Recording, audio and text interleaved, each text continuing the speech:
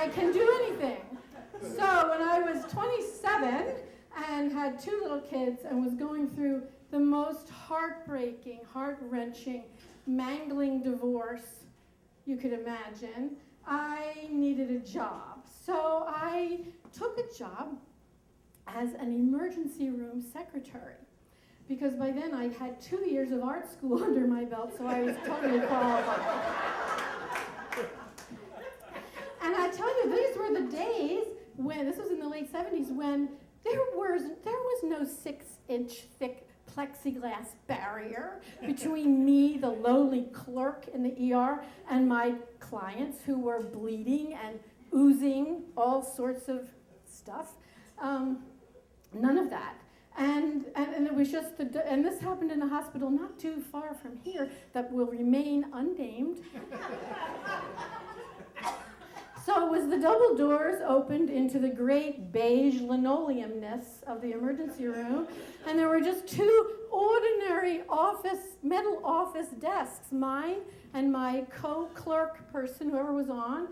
And you just walked through and you sat down on the 2 chairs right there. I could touch you. I could hold the blood stopping from your head, whatever you needed. I could do it. And this was also the days when there were no triage nurses in that ER. It was me you had to convince how sick you were, and if you really needed to see a doctor, and how fast.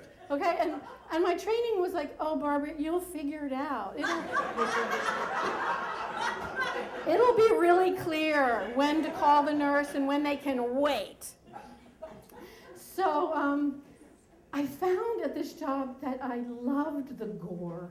I loved it. I couldn't get enough of it. Anything you had that was bleeding and open, I wanted to see it, okay? And I told myself at first that this was because I was really doing my job. I'm of Germanic heritage, so I wanted to do it right. But the truth is, and I didn't know it then, but I know it now, was that all that pain and all those broken limbs and things were complete mirrors of how I was feeling from my tragic divorce at the time.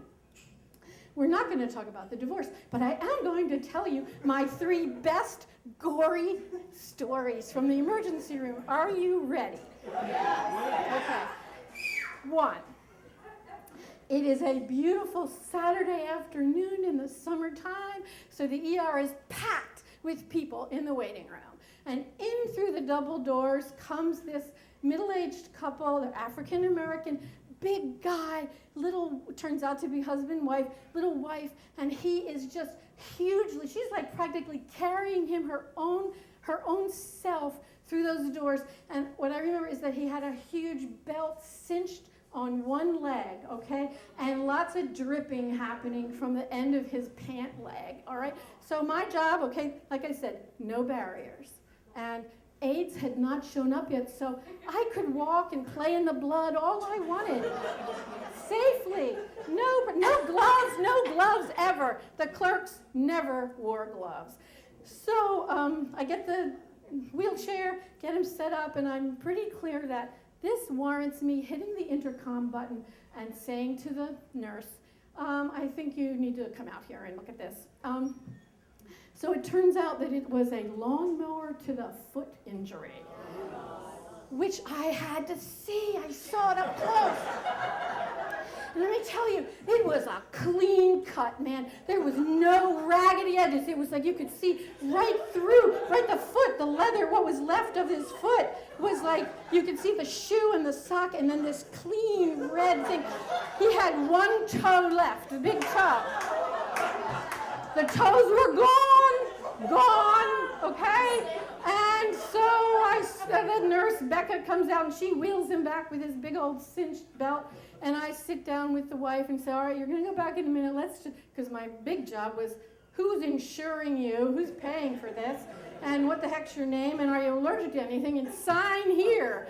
And so we start that process, but this nice little lady, she's like shaking all over. She just carried this 250-pound man in on her back. And she says, oh, wait.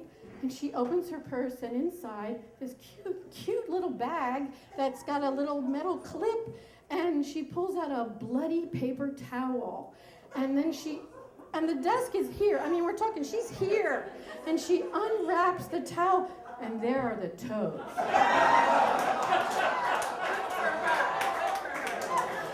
And they have grass clippings all among them. It was another intercom moment. Nurse Rebecca, I have the toes.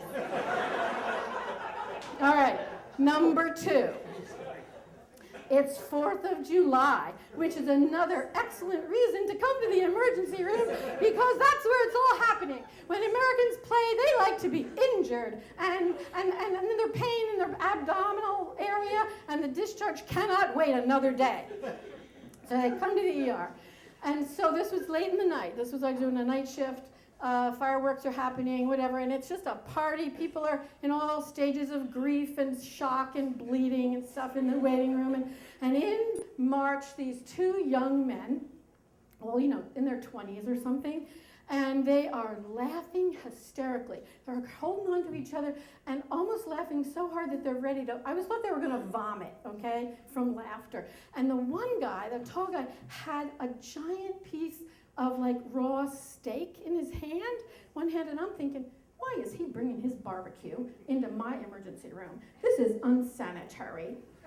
He sits and they plop down on my chair, and it turns out that the steak is his hand, and he was so drunk, so deeply inebriated, okay? We are talking deep in every cell of his body, was totally bombed. He had lit a firecracker and completely forgot to let go. Completely. So it exploded his hand, and so I had to inspect that too, closely. And you know, there was no blood. The explosion had actually seared. It had opened up every single thing, so it really looked like 3 pounds of hamburger, okay? But it was seared, there was no dripping. It was really a very tidy injury for an explosion. And so because he was feeling no pain and he wasn't really losing any blood, he waited. He did. And so we call, I'm triage queen by now, okay? You cannot fool me. I know if you really need to see somebody or not. And eventually, so I let the nurse know so she can call the plastic surgeon, who shows up a few hours later, drunk out of his mind, okay? Because it's the 4th of July. And so then he goes, comes up to where's my hand? And I point him to the waiting room, and those 3 had the best time. They just sort of, all 3 staggered back to the rooms, and I don't know what happened after that. Okay, number 3. Ready? So, many times in the emergency room, there are sexually related illnesses and sometimes injuries. And it's incredibly embarrassing, and you have to remain calm and a straight face, and I got very good at it, but you had to find out what was dripping from where and what color was it and exactly where was the pain and was there itching involved. And oftentimes, you know, in the ER, the fire rescue guys come in. And I loved the fire rescues. I had major crushes on all of them. They wear those big, glorious helmets and boots, and you get the picture. And so they often would call ahead to say what was coming in so we could be ready, whether it was a car accident or whatever. And tonight, though, that night, it was an evening, I don't know what season, it was a nighttime thing. And there were some people, but not a big deal. So they call in, and all they say is, we're bringing in someone with lacerations. Nothing else, which was a very odd thing. Usually they'll be more specific.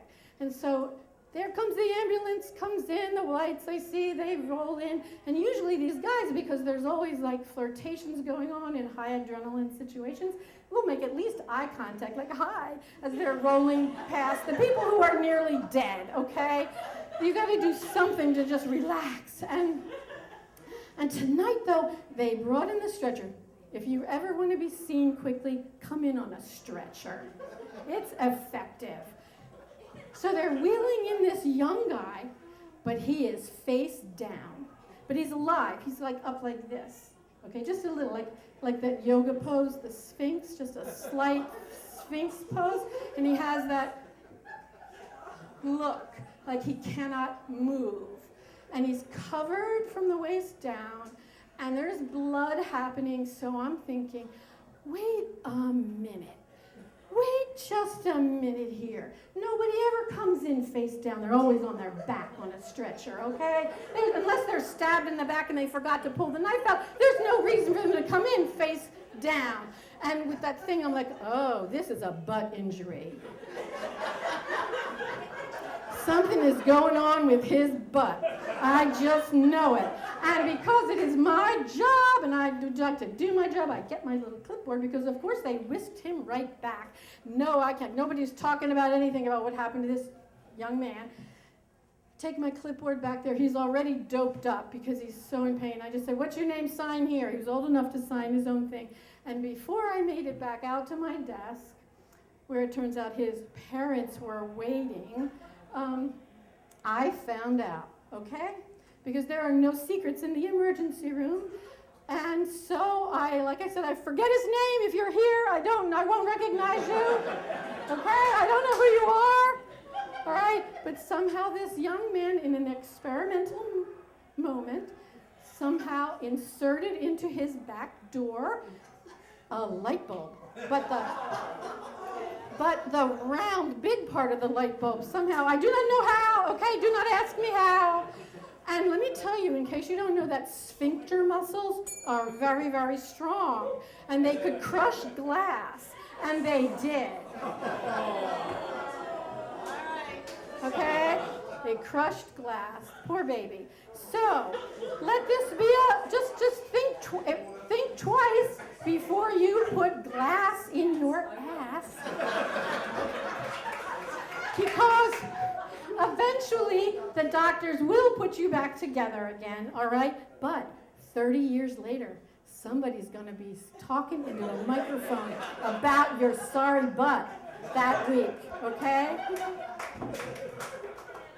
So the short story is that none of those three lovelies died of their wounds that year, and neither did I. Thanks.